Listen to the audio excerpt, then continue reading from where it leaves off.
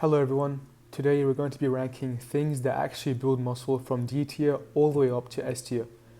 For reference, these habits have allowed me to develop a physique that looks like this fully naturally in about 3 years of consistent lifting.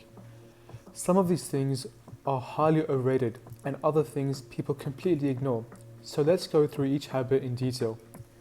First up on the list we've got progressive overload, and this one is going straight into S tier. Progressive overload basically means that over time you force your muscle to do more work than they're used to. That could be adding more weight to the bar, doing more reps with the same weight, improving your form so the muscle is actually doing more of the work, or even increasing your total training volume. If you go to the gym every week and lift the same weight for the same reps, your body has absolutely no reason to change. Muscle was built as an adaptation. No new stimulus, no new muscle. So if someone's training consistently but not growing, 9 times out of 10, they're not going to be progressively overloading. For that reason alone, this habit has to be S tier. Next up, we've got supplements, and I'm going to place these into B tier. Supplements like creatine, protein powder, or caffeine definitely do work. Creatine helps with strength output, protein powder helps you hit your protein intake, and caffeine can improve workout performance. However, supplements are exactly what the name says they are. Supplements. They don't replace training hard, eating enough, or sleeping poorly. If you rely on supplements while neglecting the basics, you will just stay average. I've personally never used supplements, though I've seen firsthand many people essentially transform their body through supplements. So they can help, but they're not essential. That's why they sit in B tier. Next up on the list is sleep, and this one is going straight into S tier as well. Muscle isn't built in the gym, it's built when you're recovering. If you're sleeping 5 or 6 hours a night consistently, your recovery is cooked, bro. Your strength goes down, your motivation drops, your appetite gets weird, and your training quality suffers. A tired body does not build muscle, it just survives. You can train as hard as you want, but without sleep, your results will stall. For those reasons, sleep is absolutely S tier. Next up, we've got training close to failure, and this one goes into A tier. You don't need to train to absolute failure on every set, but effort matters a lot, particularly on isolation exercises such as lateral raises and bicep curls. If every set feels easy and you stop because you're bored or uncomfortable, you're not giving your muscles a reason to grow. Most hypertrophy happens when you're training within about 0 to 2 reps of failure. That's where the muscle fibers are actually being challenged. It's not S tier because it only works if the basics are in place, and there are many arguments for other methods of training depending on your personal fitness goals, but it's still extremely important. Next up, we've got exercise selection, which I'm placing in B tier. A lot of people obsess over finding the perfect exercise for every muscle, when in reality, it doesn't matter as much as they think. If you're doing the basic movement patterns, squat or leg presses, hinges, presses, pulls, and some isolation work, you're covering your bases.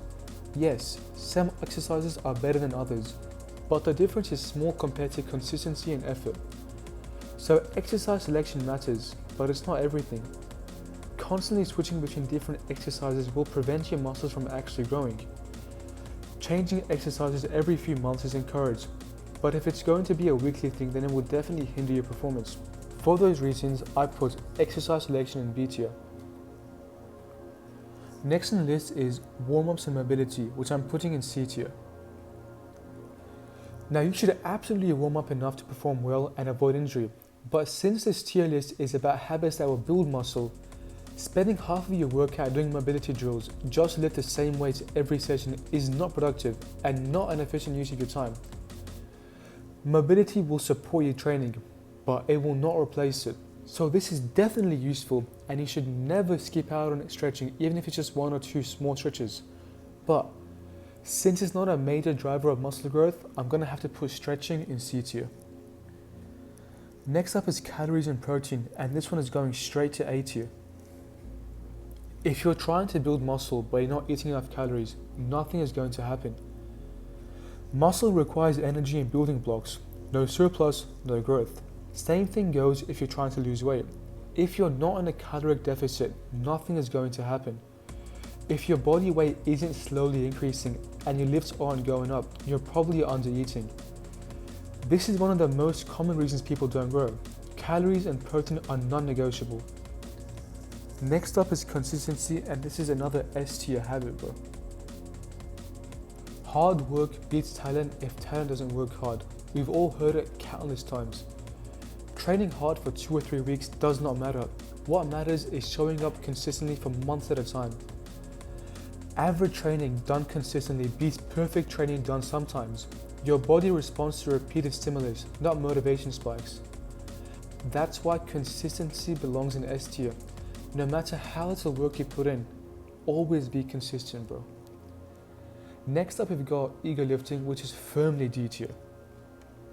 Half reps, cheating form, swinging weights. It might look impressive sometimes, but it builds less muscle and massively increases injury risk.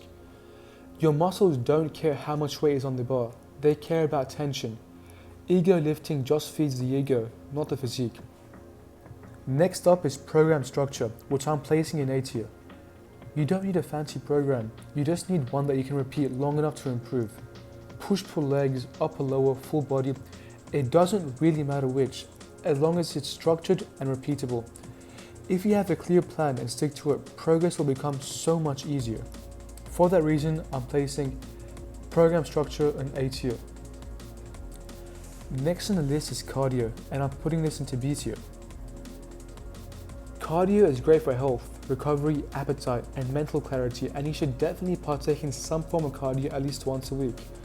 But if you do too much while not eating enough, it can interfere with muscle growth. If you're trying to lose weight, then this of course does not apply to you. Use cardio as a tool, bro, not as a replacement for proper training. That's why it sits in B tier. Last is overtraining, which is another D tier habit. Training the same muscles every day while sleeping poorly and under-eating does not make you disciplined, bro. It makes you cooked. You don't outwork recovery. Chronic fatigue leads to worse performance and slower progress. So overtraining goes straight to D tier. Even if it's just one day resting, it's better than training the same muscles back to back every single day and doing the same exercises. You simply will not grow that way, bro. And that wraps up my tier list for things that actually build muscle. If you focus on the S tier habits and stop overcomplicating everything else, you'll make more progress than most people do in the gym. If you're not already subscribed, please do so and comment down below if you want to see more videos like these. Thank you for watching, and until next time.